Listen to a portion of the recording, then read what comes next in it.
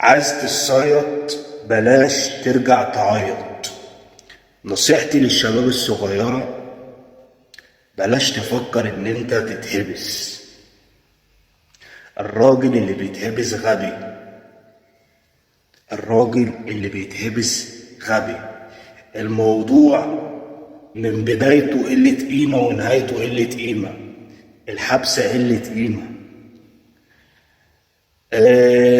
من بداية الحبسة انت يعني عايز اقول لك انت مش هينفع، حتى انت شاب صغير مش هتستحمل حتى قعدة القرفصة، ان انت تقرفص في عرض. العرض ده للناس اللي ما تعرفوش بتبقى رايح تتعرض على النيابة وبيتمم عليك، تخرج من الحجز تقعد على الارض، فانت بتسمع اسمك فبتيجي مع المساجين.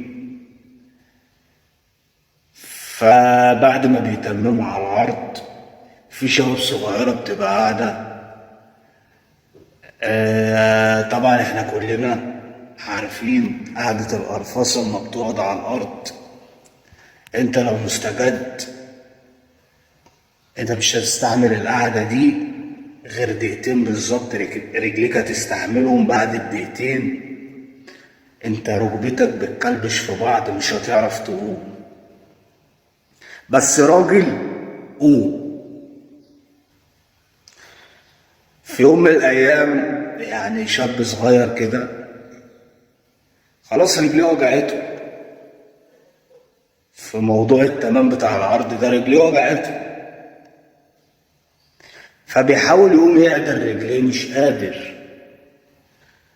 انت عشان تقوم تعدل رجليك في عرض وفي التمام بتلاقي مشط رجل في رقبتك بينيمك على الارض تاني، بتزحف، وبعد مشط الرجل ده انت مش هتعرف تقوم.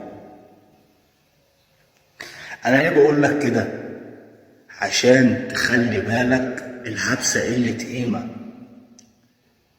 الحبسة قلة قيمة. وتكفى ايه لما اهلك يجولك ولا اختك تجيلك ولا حريمك ولا والنظرات. ليه؟ ده بتحصل بلاوي وانت مش هتقدر تتكلم. ربنا يستر على كل اخواتي.